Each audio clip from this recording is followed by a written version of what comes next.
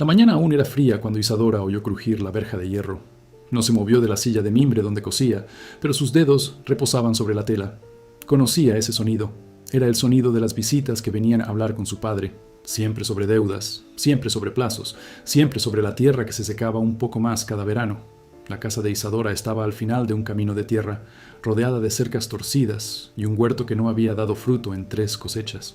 La pintura se desprendía de las paredes como piel quemada por el sol, y las ventanas crujían con la más mínima brisa.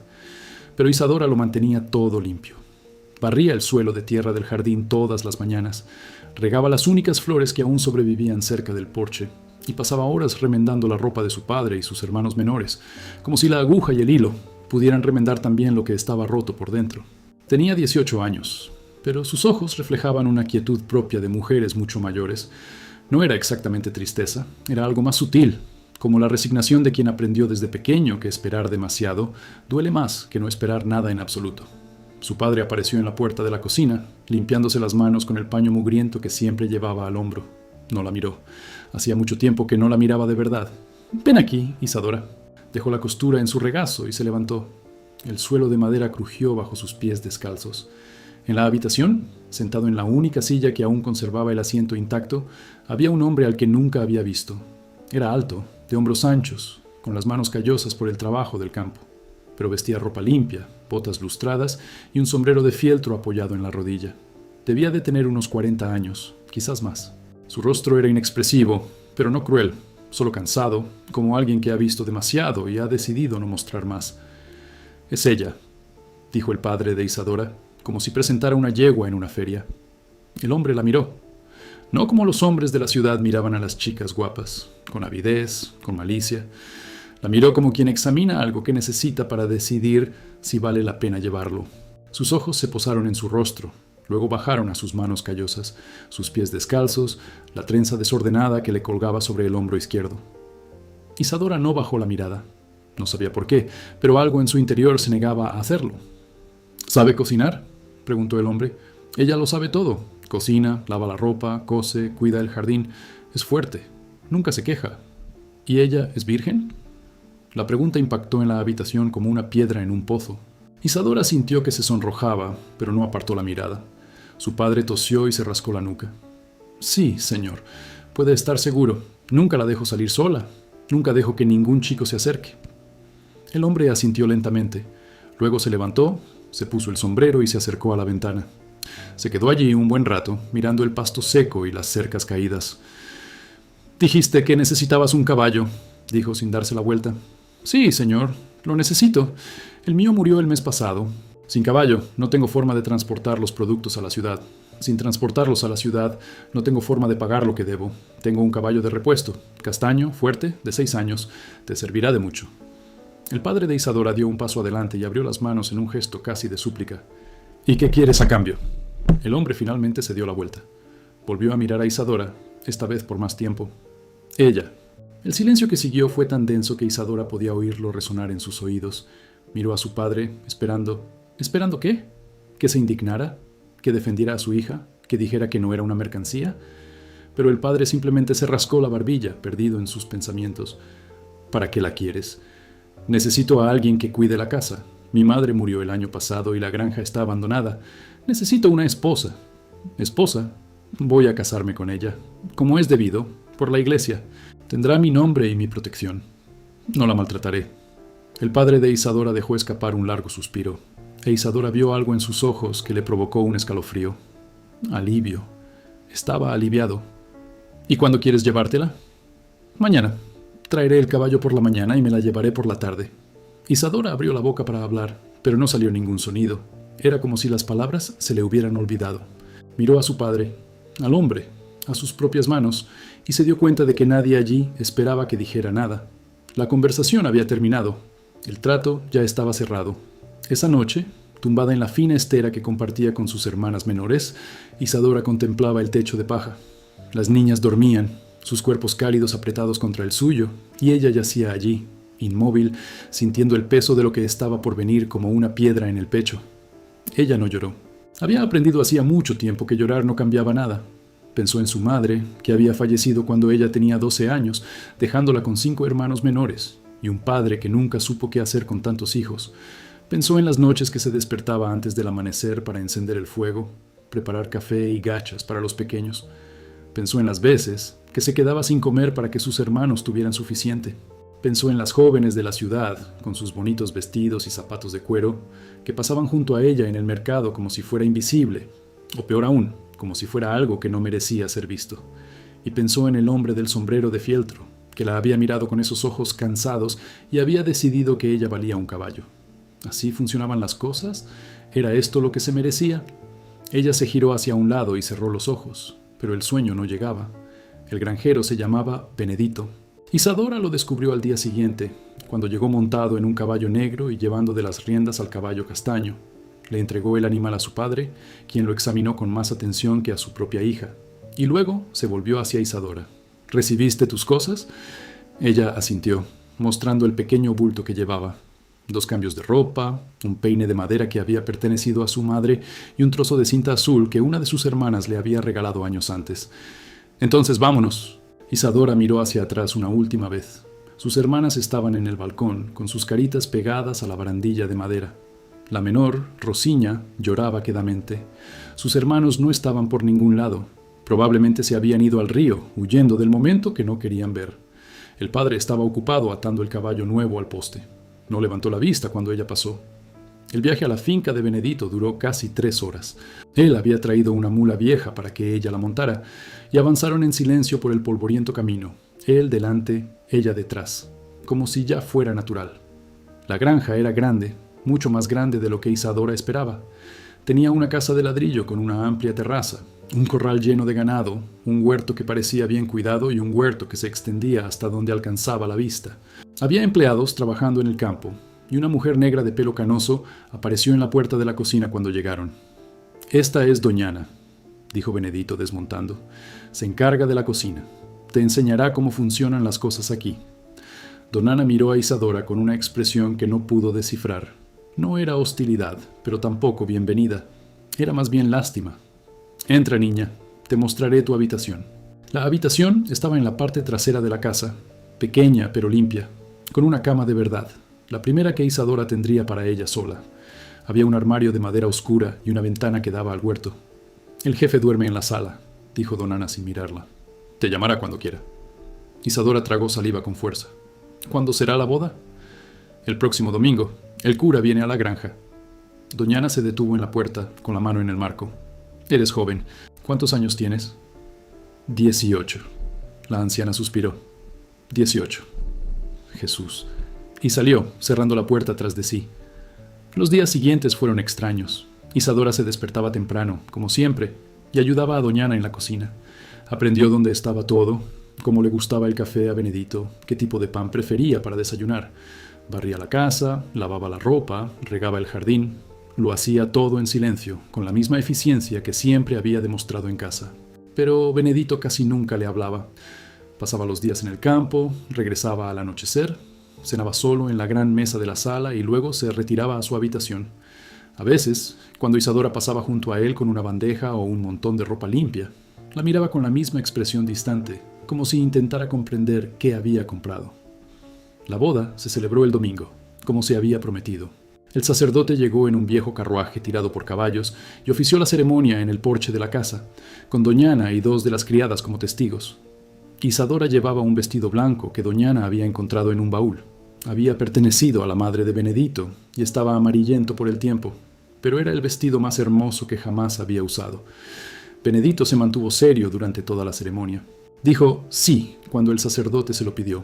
Le puso un anillo fino en el dedo a Isadora y cuando llegó el momento del beso, sus labios rozaron los de ella por menos de un segundo. Esa noche la llamó a su habitación. Isadora se fue con el corazón latiéndole con tanta fuerza que le dolía. Había oído a las otras chicas hablar de su noche de bodas, algunas con miedo, otras con curiosidad nerviosa. No sabía qué esperar, solo sabía que no tenía otra opción. Pero cuando entró en la habitación, Benedito estaba sentado en el borde de la cama, todavía vestido, mirando al suelo. «Siéntate», dijo señalando la silla cerca de la ventana. Ella se sentó, con las manos presionadas contra su regazo. Permaneció en silencio un buen rato. Luego levantó la vista y la miró con algo que parecía dolor. «No voy a tocarte». Isadora parpadeó, confundida. ¿Qué? No te compré para esto. Se pasó una mano por la cara, cansado. Sé lo que debes estar pensando, lo que todos deben estar pensando, pero no es eso. Entonces, ¿por qué? Se levantó y se acercó a la ventana. Afuera, la luna llena iluminaba el prado. Mi madre murió el año pasado. Era la única persona que tenía en el mundo. Desde entonces, esta casa se ha quedado demasiado vacía. Necesitaba a alguien aquí. Alguien que la hiciera sentir como si todavía fuera un verdadero hogar. ¿Y por qué no contrataste una criada? Porque las criadas se van. Las criadas tienen familia, tienen sus propias vidas. Necesitaba a alguien que se quedara. Se volvió hacia ella. Tu padre vino a mí porque estaba desesperado. Dijo que tenía una hija que trabajaba bien y no causaba problemas. Dijo que si quería, me la daría a cambio de un caballo. Isadora sintió un sabor amargo en la boca. ¿Y aceptaste? Acepté porque vi en sus ojos que si no te aceptaba, te vendería a otro. Y ese otro podría no ser tan... Hizo una pausa, buscando la palabra. Tan indiferente como yo. No lo entendió en ese momento. Solo lo entendió más tarde, tumbada sola en la trastienda, mirando el techo oscuro. No la quería como mujer. En realidad, no la quería como nada. Era solo una presencia para llenar el vacío de una casa demasiado grande. Una herramienta, un mueble que respiraba. Y de alguna manera, eso dolió más que si simplemente lo hubiera usado y lo hubiera tirado. Pasaron los meses. Isadora aprendió la rutina de la granja como aprendió todo en la vida. En silencio, observando, haciendo. Se despertaba antes del amanecer, preparaba el café, limpiaba la casa y cuidaba el huerto. Por la tarde, cuando el calor arreciaba, se sentaba en el porche trasero a coser, remendando la ropa de los sirvientes o haciendo manteles que nadie usaba. Benedito se mantenía distante. A veces comían juntos, pero apenas hablaban. Ella intentó iniciar una conversación varias veces, preguntando por la granja, el ganado, los planes para la próxima cosecha, pero él respondía con monosílabos y volvía la mirada al plato. Doñana fue la única que realmente se acercó a ella. La anciana había trabajado en la granja toda su vida. Había visto nacer y crecer a Benedito. Lo había cuidado cuando su madre enfermó. Y poco a poco, entre una tarea y otra, empezó a contarle a Isadora las historias que nadie más contaba. Era diferente de joven, dijo Doñana una tarde, mientras pelaban yuca en la cocina. Sonriente, juguetón. Tenía una novia, ¿sabes? Una chica guapa de la ciudad, hija de un comerciante. ¿Qué pasó? Se fue.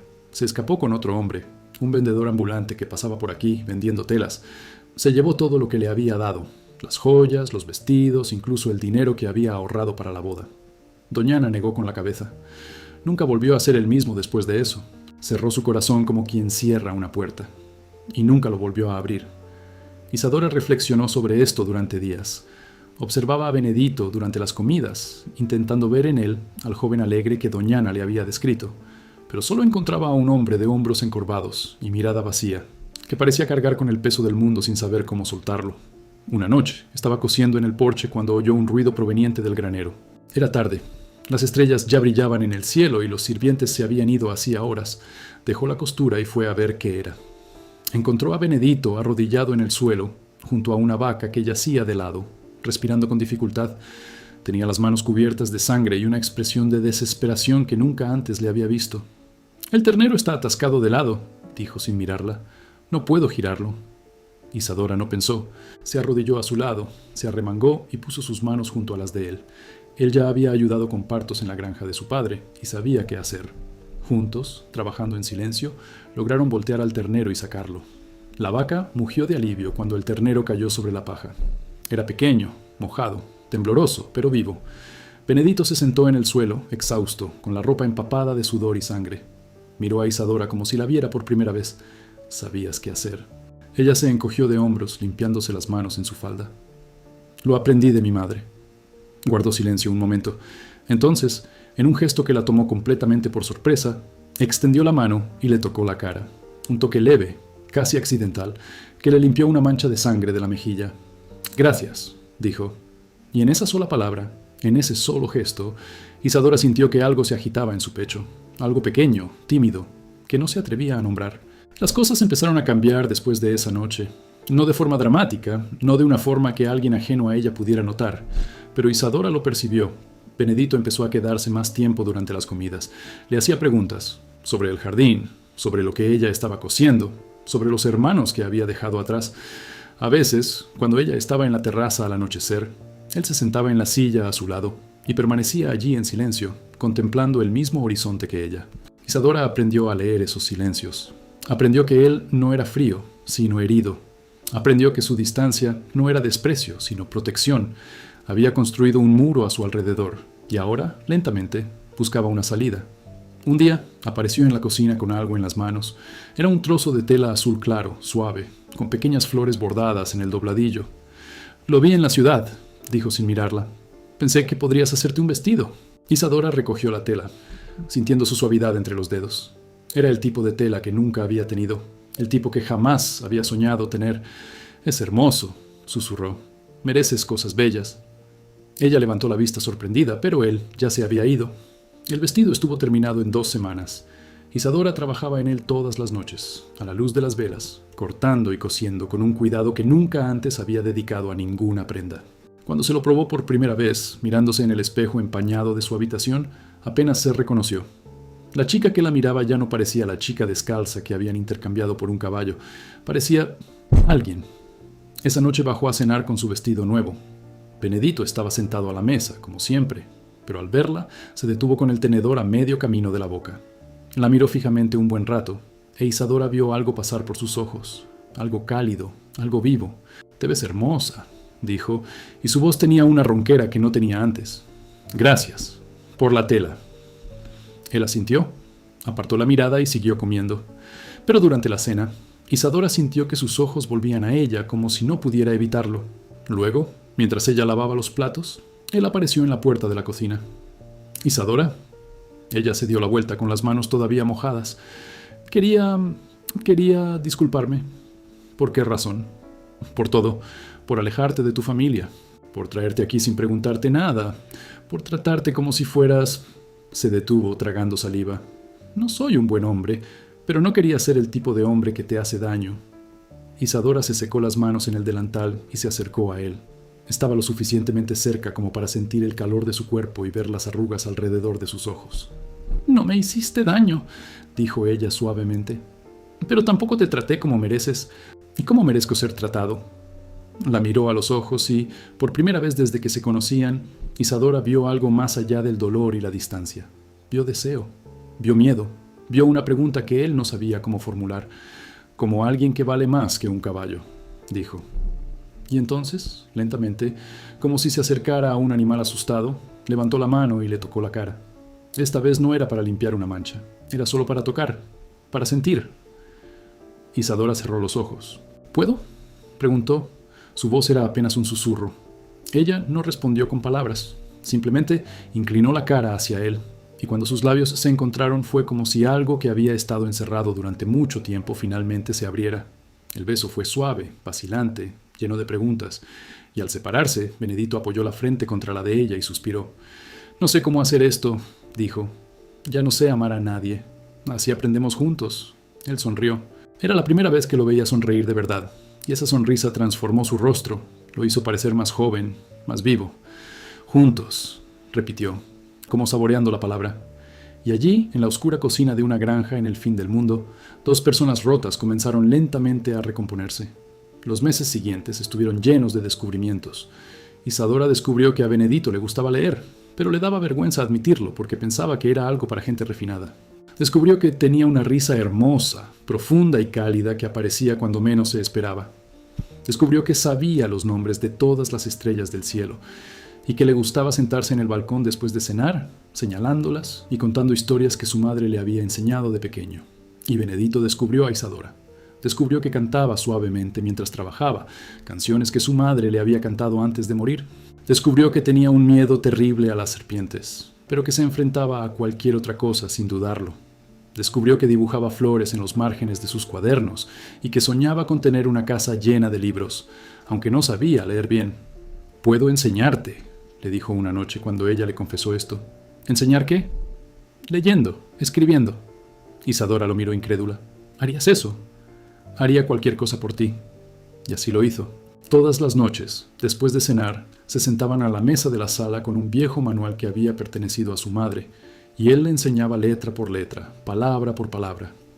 Isadora era una estudiante dedicada, y a los pocos meses ya podía leer frases enteras por sí sola. La primera frase completa que leyó estaba en una página amarillenta del libro. El amor es paciente, el amor es bondadoso. Ella miró a Benedito, que estaba sentado a su lado, y sonrió. ¿Es eso cierto? ¿Qué? El amor es paciente, pensó por un momento. Creo que el amor es lo que decidimos hacer, no lo que sentimos. Puedo estar enojado contigo y aún así elegir tratarte con amabilidad. Eso es amor. ¿Y esto lo elegiste? Todas las mañanas, al despertar, y todas las noches, antes de dormir.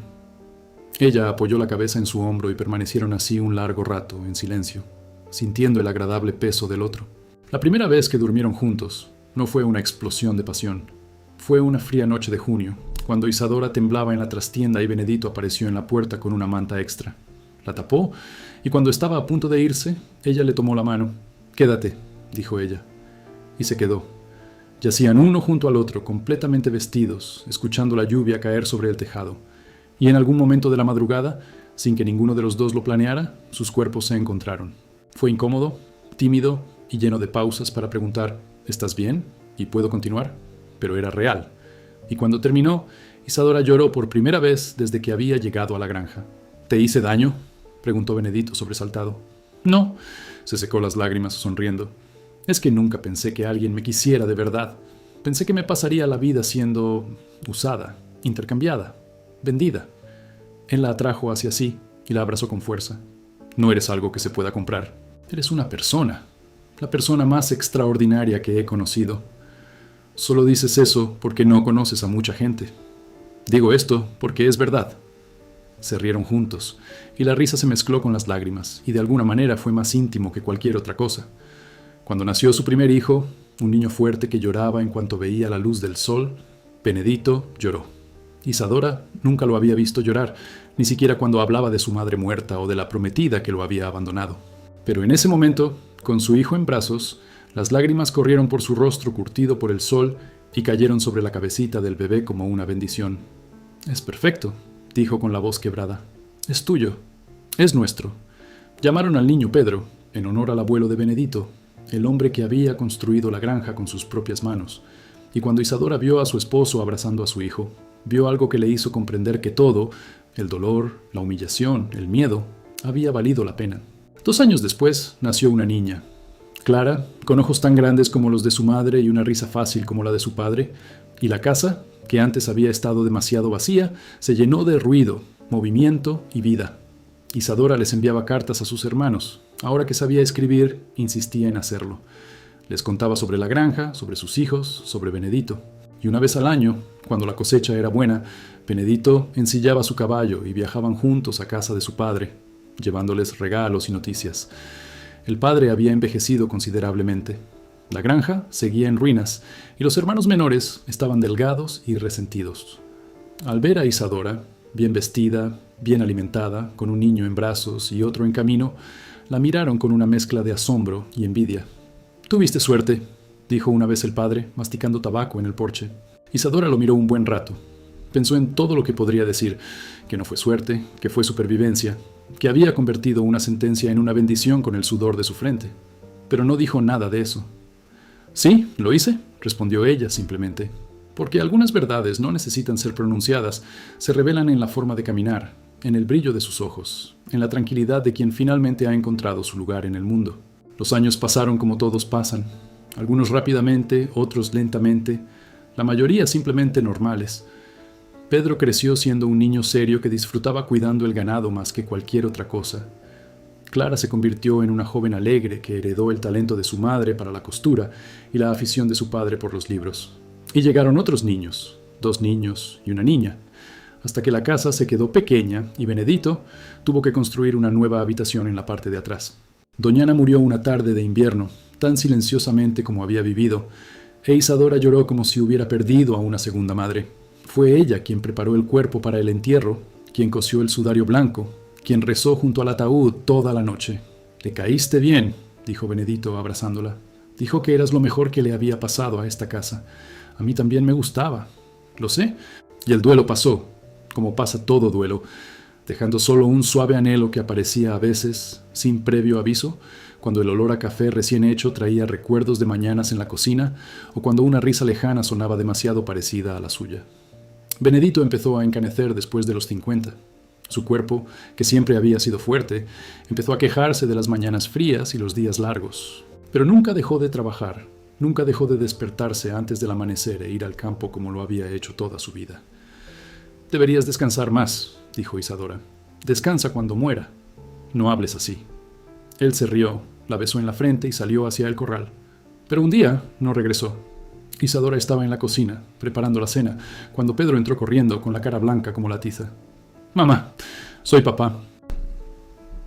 Corrió al campo, con los pies descalzos sobre la tierra fría, y el corazón latiéndole tan fuerte que sentía que se le iba a salir del pecho. Encontró a Benedito tendido entre las hileras de maíz, con los ojos abiertos al cielo y la mano apretada contra el pecho. Él aún estaba vivo cuando ella llegó. Aún podía mirarla, aún podía mover los labios. «Isadora», dijo con una voz tan débil que ella tuvo que inclinarse hacia adelante para oír. Estoy aquí, mi amor». «¿Fui feliz?» Ella sostuvo su mano mientras las lágrimas corrían por su rostro. «Lo fue. Fuimos». Él sonrió, esa sonrisa que ella había aprendido a amar, la que transformaba su rostro cansado en algo luminoso. «Eso es bueno», dijo, y cerró los ojos. Isadora se quedó allí, sosteniéndole la mano, un buen rato después de que él dejara de respirar. Llegaron los niños, llegaron los sirvientes, se puso el sol y aparecieron las estrellas, esas mismas estrellas que él solía nombrarle en las noches de verano. Pero ella no se movió. No podía, porque soltarle la mano significaría aceptar que se había ido, y ella aún no estaba lista para eso. El velorio se celebró en la sala de la casa de campo, la misma habitación donde había entrado 18 años atrás, con un bulto de ropa en la mano y el miedo en el corazón. Acudieron personas de toda la región, vecinos, comerciantes, personas a las que Benedito había ayudado a lo largo de los años sin decírselo a nadie. «Me prestó dinero cuando mi hija enfermó», dijo un hombre que Isadora no conocía. «Nunca me lo pidió de vuelta. Dejó que mi hijo trabajara en la granja cuando nadie más quería contratarlo», dijo otro. «Era un buen hombre», dijeron todos. E Isadora, sentada en la silla de mimbre que había pertenecido a su madre, escuchaba cada historia y la atesoraba en su corazón, porque eso era todo lo que quedaba ahora, las historias, los recuerdos, el eco de una vida bien vivida. El cura vino a rezar, los sepultureros vinieron a cavar y al final de la tarde, el cuerpo de Benedito fue bajado a la tierra junto a su madre, bajo la sombra de un árbol de hipé amarillo que él mismo había plantado cuando era niño. Isadora echó un puñado de tierra sobre el ataúd. Sus hijos también echaron la suya, uno a uno, y cuando cayó el último montículo, sintió una mano cálida que la sujetaba. Era Pedro, el mayor. «Todo estará bien, mamá».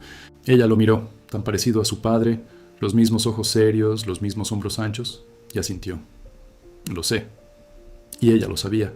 No porque el dolor se fuera a ir, algunos dolores nunca se van, simplemente aprenden a compartir espacio con la vida, sino porque había aprendido, a lo largo de todos esos años, que sobrevivir no se trata solo de respirar.